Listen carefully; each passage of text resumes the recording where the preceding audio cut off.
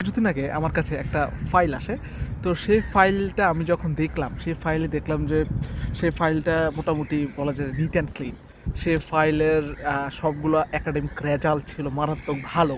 সে ফাইলের যে আ অভিজ্ঞতা, যে ওনার যে জব এক্সপেরিয়েন্স সেটাও ছিল মারাত্মক ভালো এবং উনি খুব বড়, বড় টপ লেভেলে উনি জব করেছেন বাংলাদেশে।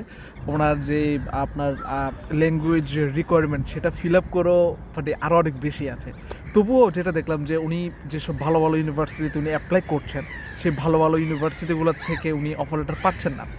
তো আমি যখন ওনার ফাইলগুলো নিয়ে ঘাটাঘাটি করলাম, আমি ওনার আসলে কোনো ফাইলে কোনো ধরনের কোনো ত্রুটি পেলাম না। আমার কাছে যে জিনিসটা তখন লাগলো যে স্বাভাবিকভাবে ওনার সম্ভবত এসওপিতে বা মোটিভেশন লেটারে কোনোটা ঝামেলা আছে, বা ওনাকে ওনার যে টিচাররা আছে বা যাদের থেকে উনি আপনার রিকমেন্ডেশন লেটার নিয়েছেন ওনার ওই ইউনিভার্সিটিতে পড়ার জন্য বা সামথিং, তো ওখানে সম্ভবত কোনো একটা মিসম্যাচ করেছে, যে কারণে ওনার অ্যাডমিশন হচ্ছে না। তো আমি যখন সব কিছু বাদে আমি যখন এসওপিটা নিয়ে ঘাটাঘাটি করলাম, দেখলাম যে সব ওকে, কিন্তু ঝামেলাটা হলো যে ওনার এসওপি আর সিবির মাঝে কোনো পার্থক্য নেই। আমি যেটা বারবার বলি যে এসওপি আর সিবি দুটো আলাদা বিষয়। আমি এরকম অনেক এসওপি দেখেছি যে ওনার এসওপিতে লেখা থাকে যে আমি সাপোজ আমি এসএসসিতে পাইছি এত, এইচএসসিতে পাইছি এত, আবার ব্যাচেলর রেজাল্টটা তো ভাই, এটা কি আপনার থেকে কেউ জানতে চাইছে এসওপিতে? না, এটা তো আপনার সিবিতে আছে, রাইট? আপনি এসওপিতে কী লিখবেন? এসওপিতে আপনি সেই জিনিসটা লিখবেন যে জিনিসটা আপনার সিবিতে নাই। Yes, exactly. যে জিনিসটা অলরেডি সিবিতে আছে সেই জিনিসটা এসওপিতে লিখে আপনি কেন জায়গাটা নষ্ট করছেন? ওকে, তারপর আরেকটা যেটা বিষয় সেটা হলো যে শুধু এসওপিতে শুধু জিনিসগুলো ঠাস ঠাস করে বসাই দিলে হলো না। ওকে, এখানে প্রত্যেকটা জিনিস একটার সাথে আর একটা কানেকশন থাকা লাগবে। ওকে, আপনি ধরেন যে এখানে আবার একটা জিনিস আমাদের সবসময় ফলো করতে হবে যে একটা ধরেন যে এসওপিতে একটা প্যারা লিখছেন, সেই প্যারাতে আপনি আপনার ধরেন যে কোনো একটা স্কিলের কথা বলছেন। ওকে, সেই প্যারাতে জাস্ট সেই স্কিলটাকেই আপনি ডিপলি ব্যাখ্যা করেন। এটা অল্প একটু, তারপরে আবার ওই প্যারাতে আবার আরেকটা জিনিস অল্প একটু, এরকম হলে তো ভাই হবে না। এরকম হলে তো ভাই হবে না, রাইট?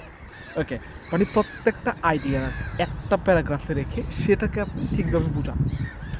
তারপর ধরেন যে আপনি সিভিতে যা যা আপনার অর্জন আছে সব কিছু যদি আপনি এসওপিতে নিয়ে আসেন তাহলে হবে না। আপনাকে দেখতে হবে যে এসওপিটাতে আমি এসওপিতে কিন্তু একটা ওয়ার্ড লিমিট থাকবে, রাইট? আপনাকে এখানে যা ইচ্ছা তা আপনি লিখতে পারবেন না। ওকে, আপনাকে দেখতে হবে যে এসওপিতে এমন কোন জিনিসটা লেখা যায়, কোন জিনিসটা নিয়ে ব্যাখ্যা করা যায়, যে জিনিসটার পিছনে একটা স্টোরি থাকবে, আর সেই স্টোরিটা আমার সিভিতে না। সেই স্টোরিটা ব্যাখ্যা করার চান্স আমি এসওপিতে পেয়েছি বা আমার মোটিভেশন লেটারে পেয়েছি। যাই হোক, সেটা যাতে আমি যে প্রোগ্রামে ভর্তি হব যাতে সেটার সাথে রিজোনেট করে, কানেক্ট করে, তাহলে এটা আপনার জন্য মানে ওই ভার্সিটিতে, ওই ডিপার্টমেন্টে, ওই প্রোগ্রামে চান্স পাওয়ার জন্য ইজি হবে। ওকে, এখানে আরেকটা যেটা বিষয় আমি যেটা দেখি যে আমাদের এসওপিগুলোতে আমরা এআই এর হেল্প নেই, এবং এআই এর হেল্প নেই মানে মারাত্মকভাবে এআই এর হেল্প নেই।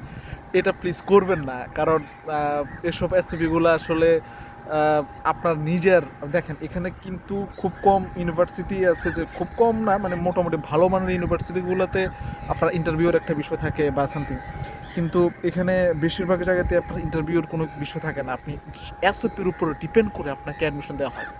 সো এটা খুব গুরুত্বপূর্ণ। এখন আপনি যদি এটাতে মানে জালিয়াতি করেন বা এটাতে যদি আপনি এআইয়ের হেল্প নেন তাহলে ঝামেলা। হ্যাঁ, আপনি এআই থেকে হেল্প নিতে পারেন, যে এটা মানে আপনার যে ফরম্যাটে হেল্প নিতে পারেন, ঠিক আছে? আপনার গ্রামাটিক্যাল সাইডে হেল্প নিতে পারেন, ঠিক আছে? এখন এআই থেকে যদি আপনি এ টু জেড সব হেল্প নিয়ে করেন তাহলে তো এটা আসলে আর হলো না। সো এই হলো অবস্থা, দেখা যাক কী হয়। আর আপনারা সবাই সুস্থ থাকবেন, ভালো থাকবেন। দেখা হবে অন্য কোনো সময়, অন্য কোনো ভিডিওতে, অন্য কোনো বিষয়ে।